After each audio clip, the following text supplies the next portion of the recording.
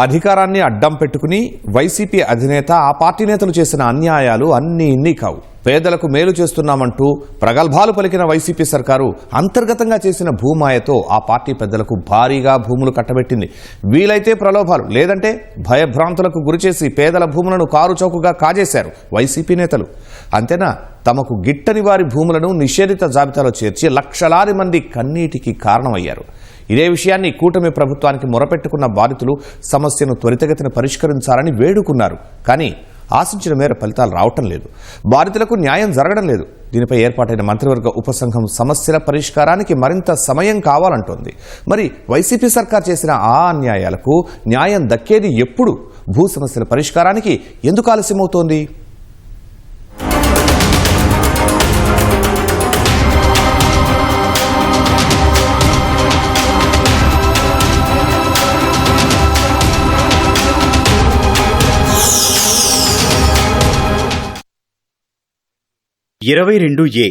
ఆంధ్రప్రదేశ్ ప్రభుత్వ భూ రిజిస్ట్రేషన్ మార్గదర్శకాలు రిజిస్ట్రేషన్ చట్టం 1908 ప్రకారం రాష్ట్రంలోని 5 రకాల భూములను ఈ జాబితా కింద చేరుస్తారు.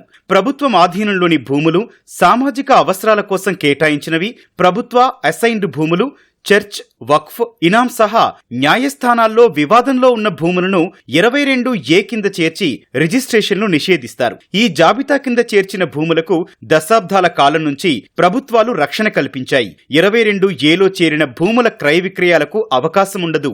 భూముల రక్షణకు ఏళ్లుగా పటిష్టంగా అమలు చేస్తోన్న ఈ చట్టానికి వైసీపీ ప్రభుత్వం తూట్లు పొడిచింది.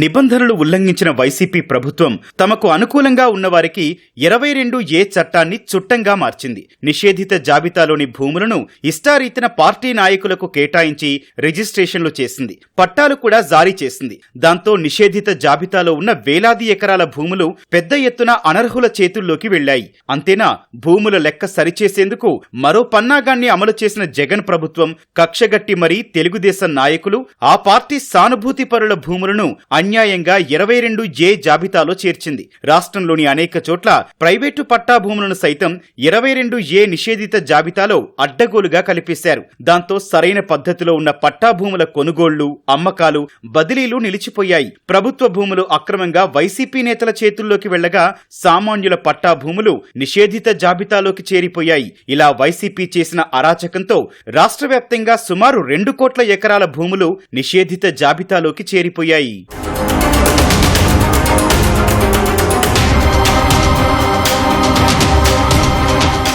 ప్రస్తుత లెక్కల ప్రకారం 22A కింద 41,19,762 ఎకరాల భూములు, 22A1B కింద 1,31,97,000 ఎకరాలు, 22A1C కింద 7,38,635 ఎకరాలు, 22A1D కింద 1,19,685 ఎకరాలు, 22A1E కింద 1,28,618 ఎకరాలు నిషేధిత జాబితాలో ఉన్నాయి. వీటిలో లక్షలాది ఎకరాలను వైకాపా ప్రభుత్వం అన్యాయంగా జాబితాలో చేర్చిందని బాధితులు వాపోతున్నారు. మా అమ్మాయిని ఏరే ఊరు వివాహం చేసిన కట్నం కింద 1 ఎకరం భూమి ఇస్తే ఈ రిజిస్టర్లు లేవు అని అల్లుడు గారు అంటున్నారు.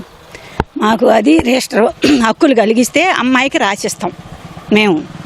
మరి అమ్మాయిని ఇబ్బంది పెట్టుకుంటుంటారు కదా, మీ ఊరుగో మీకు రిజిస్టర్ కాలేదు కదా, ఇది ఒత్తొత్తయే కదా అంటున్నారండి.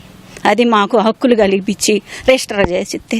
ఇవాళ ఉన్న పరిస్థితి ఏంటన్నట్లయితే మా ఇల్లు సంబంధించి అమ్ముకోవాలన్నా కొనుక్కోవాలన్నా ఇక్కడ ఉన్నటువంటి నిషేధం వల్ల చాలామంది చాలా రకాలుగా ఇబ్బంది పడుతున్నారు. ముఖ్యంగా ఏదైనా లోన్ అవసరమయ్యి బ్యాంక్కి వెళ్తే ఈ బ్యాంకులో వాళ్ళు మీ ఇళ్ళు నిషేధిత ప్రాంతంలో ఉన్నాయి కాబట్టి మీకు లోన్ ఇవ్వడానికి అవకాశం లేదు అని చెప్తున్నారు. ఇలాంటి పరిస్థితుల్లో మరి గవర్నమెంట్ వారు సరైనటువంటి చర్య తీసుకొని మా యొక్క ప్రాబ్లంని సాల్వ్ చేస్తారని మేము ఆశిస్తున్నాము. గత శాసనసభ ఎన్నికల్లో ప్రజలను ప్రలోభాలకు గురి చేయాలని భావించిన జగన్ ప్రభుత్వం మరో భూదందాకు తెరతీసింది. అందుకు ఫ్రీ హోల్డ్ అస్త్రాన్ని ప్రయోగించింది. 20 ఏళ్లకు పైగా రైతుల చేతిలో ఉన్న అసైన్డ్ భూములను అమ్ముకోవచ్చని ఎన్నికలకు కొన్ని నెలల ముందే వైసీపీ సర్కారు జీవో తీసుకొచ్చింది. రాష్ట్ర వ్యాప్తంగా పలు జిల్లాల్లో వేలాది ఎకరాల్లో భూములను ఫ్రీ హోల్డ్ చేశారు. దీన్ని అడ్డం పెట్టుకుని అన్ని జిల్లాల్లోనూ వైసీపీ నేతలు చెలరేగిపోయారు. పేదల భూములను చెరబట్టారు. జీవో వస్తుందని తెలుసుకుని ప్రజలకు తెలియక ముందే పేదల భూములను తక్కువ ధరకే పెద్ద మొత్తంలో కొనేశారు.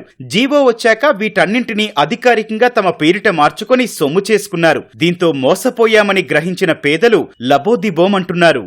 ఏదైతే 22A ముఖ్యంగా ఏదైతే 17th ఫిబ్రవరిన మేము ఒక మెమో ఇచ్చాము, ఏదైతే అన్లాఫుల్గా ఉన్న 22A తీసేయాలి అని చెప్పేసి, అంటే ఒక ప్రాంతంలో ఒక సర్వే నంబర్లో 35 ఎకరాలు ఉంటే 1 ఎకరం ఎండోమెంట్స్ ఉన్నా కూడా మొత్తం పెట్టిన పరిస్థితి తీయమని చెప్పాం. అయితే అవి కాకుండా కూడా ఎప్పుడో మార్కెట్ వాల్యూ పెట్టి 1980లో 1990లో కొనుక్కున్న వాళ్ళకి ఈరోజు అది ఇంకా 22Aలో ఉండటం మూలంగా మార్కెట్ వాల్యూ కట్టి ఉన్నటువంటి ఇండస్ట్రీస్ అవ్వచ్చు, అది ఇతర కాలేజెస్ అవ్వచ్చు, అట్లాంటి అన్నీ కూడా ఎలా చేయాలి వే ఫార్వర్డ్ కూడా చాలా చక్కగా డిస్కస్ చేయడం జరిగింది. అవన్నీ కూడా నివేదిక గౌరవ ముఖ్యమంత్రి గారు తీసుకెళ్తాం. 22A ఫ్రీ హోల్డ్ పేరిట గత ప్రభుత్వంలో జరిగిన అన్యాయాన్ని బాధితులు సీఎం చంద్రబాబు దృష్టికి తీసుకొచ్చారు. తమకు న్యాయం చేయాలని అభ్యర్థించారు. భూముల అవకతవకలపై విచారణ చేసిన సీఎం కేబినెట్ మీటింగ్లో సమీక్షించారు. గ్రామాల వారీగా విచారణ జరపాలని అధికారులను ఆదేశించారు. మంత్రివర్గ ఉపసంఘాన్ని ఏర్పాటు చేశారు. మంత్రివర్గం సూచనల మేరకు 2024 ఆగస్టు 10 నుంచి 22A ఫ్రీ హోల్డ్ భూముల రిజిస్ట్రేషన్ నిలిపివేయాలని కలెక్టర్లను ప్రభుత్వం ఆదేశించింది. వైసీపీ చేసిన భూ ఆక్రమణలపై మంత్రివర్గ ఉపసంఘం లోతుగా అధ్యయనం చేస్తోంది. తొలుత 3 నెలల్లోనే సమస్యను పరిష్కరించేందుకు ప్రయత్నించిన మంత్రివర్గ ఉపసంఘం అవకతవకలు, అక్రమాలు చూసి నిర్ఘాంతపోయింది. అంతేనా, పరిశీలనలో మరిన్ని దారుణాంశాలు బహిర్గతమయ్యాయి. ఇబ్బంది అంటే రిజిస్ట్రేషన్ లేకుండా పిల్లలకు పెళ్లిళ్ళకి కానీ చదువుకోవడానికి కానీ మేము అమ్ముకోలేక చాలా ఇబ్బంది పడుతున్నాం.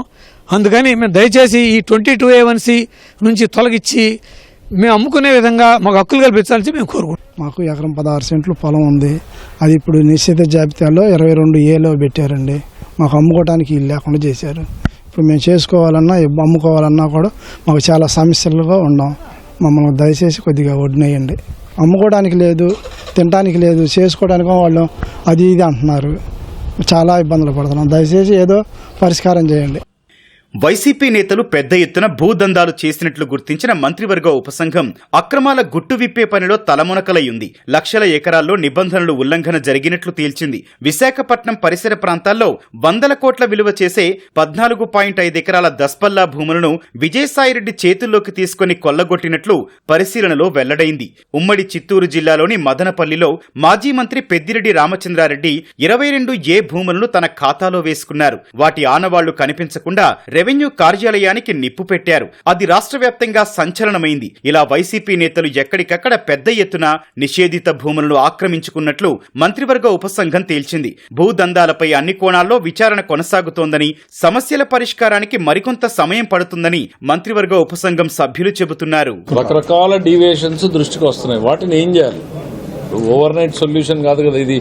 వందల వేల సంవత్సరాల నుంచి వచ్చిన డిస్ప్యూట్స్ ని రేపొద్దున భవిష్యత్తులో స్టేట్ ఇంట్రెస్ట్ కూడా దెబ్బతినకుండా డెసిషన్ తీసుకోవాలి. తొందరపడి ఏదో ప్రెజర్ ఉంది కదా అని తీసుకుంటే డీవియేషన్స్, లాట్ ఆఫ్ డీవియేషన్స్ దృష్టికి వచ్చినాయి. అంటే రికార్డు లేకుండా 20 years కానివి కూడా జరిగినట్టు ఉన్నాయి. అంటే ఆ రోజు పొలిటికల్ ప్రెజర్తో జరిగినటువంటి కొన్ని ఉన్నాయి. రికార్డు లేకుండా కూడా ఫ్రీ హోల్డ్ చేసేసి ఇట్లా ఉన్నాయి. కాబట్టి కొంచెం వి థాట్ ప్లస్ ఇప్పుడు గవర్నమెంట్కి నాకు అవసరం, కలెక్టరేట్ పక్కన కొత్త జిల్లాలు వచ్చినాయి, కలెక్టరేట్లు కావాలి. అక్కడ ఏంటి అసలు ల్యాండ్ గవర్నమెంట్కి ఉందా లేదా, ఇండస్ట్రీస్కి ఉందా లేదా, అదర్ ప్రయారిటీస్ కూడా ఉంటాయి కదా. ఏదో ప్రెషర్లో చేయటం కాదు. Let's go deep into the deviation. మాకు ఇచ్చిన టర్మ్స్ లో 2 ఉన్నాయి. వీకర్ సెక్షన్ ఇంట్రెస్ట్లు ప్రయోజనాన్ని కాపాడాలి, అట్ ది సేమ్ టైం దీని మీద డెసిషన్ తీసుకోవాలని. వీకర్ సెక్షన్స్ ఇబ్బంది పడకుండా నిర్ణయం ఉండాలి అన్నట్టు దాని మీద కొంచెం టైం కన్జ్యూమ్ అవుతా ఉంది. నిషేధిత 22A భూములపై విచారణ ఏడాదికి పైగా జరుగుతున్నా ఎలాంటి ఫలితం లేకుండా పోయింది. మంత్రివర్గ ఉపసంఘం అధ్యయనం కొలిక్కి రాకపోవడంతో వేలాది మంది పట్టా రైతులు అవస్థలు పడుతున్నారు. సొంత భూములను విక్రయించాలన్నా, కుటుంబ పరంగా బదిలీలు, గిఫ్ట్ డీడ్లు చేయాలన్నా కుదరడం లేదని వాపోతున్నారు. నిషేధిత జాబితాలోని భూములు తమవే అని నిరూపించుకునేందుకు బాధితులు తీవ్రంగా ప్రయత్నిస్తున్నారు. కానీ అధికారులు స్పందించడం లేదని ఆవేదన వ్యక్తం చేస్తున్నారు. దీనివల్ల రైతుల ఆర్థిక, వ్యక్తిగత జీవితాలపై తీవ్ర ప్రభావం పడుతుంది. రెవెన్యూ సదస్సుల్లో అర్జీలిచ్చినా ఫలితం లేకుండా పోతోంది. ఇదిగో అదిగో అని అధికారులు చెప్పడమే తప్ప ఫలితం లేదని రైతులు వాపోతున్నారు.